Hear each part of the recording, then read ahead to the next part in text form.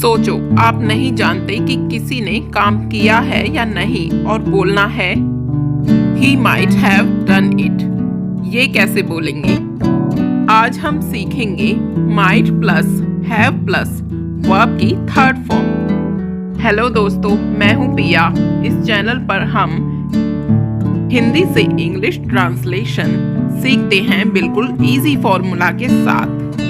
For example, किसी ने कुछ किया होगा, ये पास्ट पॉसिबिलिटी दिखाता है, यानी हो सकता है कि काम पहले हो चुका हो। आज हम सीखेंगे नेगेटिव सेंटेंस, पॉजिटिव सेंटेंस जिसमें माइट यूज होता है फॉर्मूला के साथ, यानी जब हिंदी सेंटेंस में शायद उसने किया होगा या शायद उसने नहीं किया होगा आए, तो उसके फॉर्मूला नेगेटिव और पॉजिटिव होते हैं। फॉर एग्जाम्पल, शायद उसने घर साफ किया होगा, फॉर्मूला है subject plus might plus have plus verb की third form. Final sentence, he might have cleaned the house.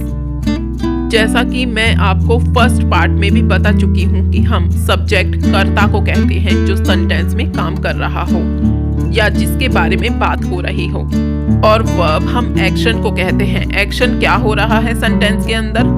Clean हो रहा है घर, तो क्लीन एक्शन हुआ। चलिए देखते हैं नेक्स्ट एग्जांपल।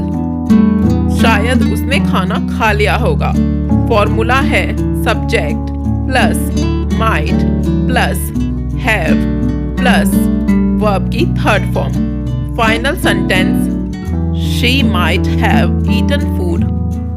ये हमेशा याद रखें कि जिस भी सेंटेंस में शायद उसने कोई भी काम किया होगा या शायद उसने कोई भी काम नहीं किया होगा में हमेशा वर्ब की थर्ड फॉर्म आती है हैव के साथ। और मैं ये आपको पहले ही बता चुकी हूँ कि माइट का मतलब शायद होता है, यानी चांस होता है। अब क्योंकि हम माइट के पार्ट 2 में पास्ट की पॉसिबिलिटी देख रहे हैं, इसीलिए हैव के साथ वर्ब की थर्ड फॉर्म लगती है। अगर आप माइट को क्लियर और इजी वे में समझना चाहते हैं तो पहले पार्ट 1 देखिए, डिस्क्रिप्शन में उसका लिंक मिल जाएगा। चलिए देखते हैं नेक्स्ट एग्जाम्पल।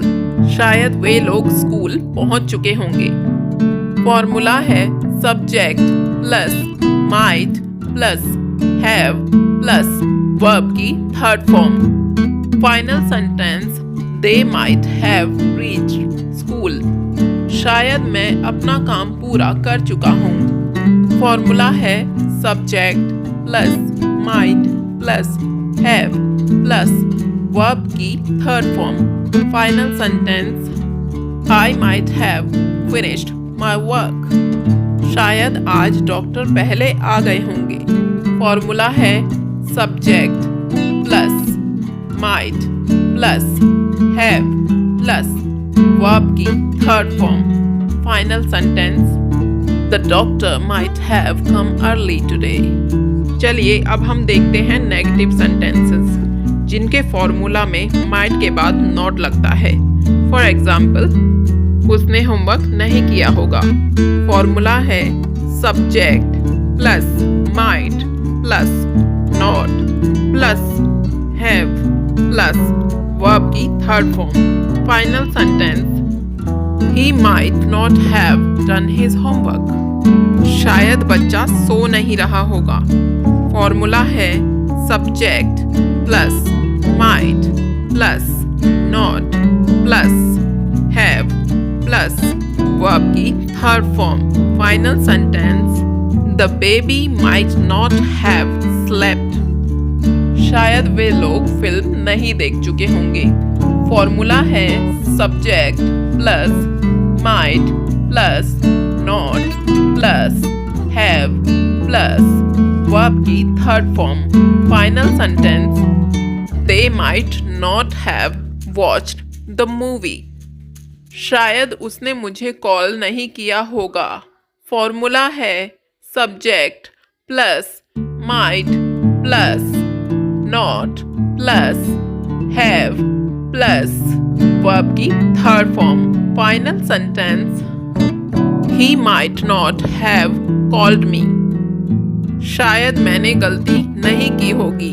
फॉर्मूला है subject plus might plus not plus have plus verb की third form. Final sentence I might not have made a mistake. दोस्तों, जो सेंटेंसेस मैं स्क्रीन पर दिखा रही हूँ, आप इनका स्क्रीनशॉट लेकर घर पर प्रैक्टिस भी कर सकते हैं। और आप ये याद रखें कि हमेशा माइट के बाद हैव के साथ वर्ब की थर्ड फॉर्म आती है।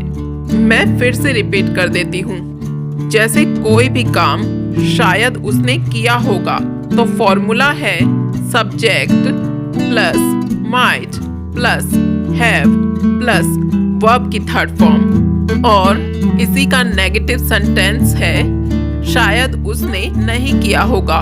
फॉर्मूला है subject plus might plus not plus have plus verb की थर्ड फॉर्म। उसने काम किया होगा। ये सेंटेंस आप इंग्लिश में कमेंट में ट्रांसलेट करके मुझे बताएं। मैं आपका कमेंट नेक्स्ट वीडियो में करेक्ट करूंगी। अगर वीडियो हेल्पफुल लगी हो तो लाइक करिए और ऐसे ही इंग्लिश लेसन्स के लिए चैनल को सब्सक्राइब करिए। तो मिलते हैं नेक्स्ट वीडियो में, यानी पार्ट 3 में। तब तक के लिए बाय बाय।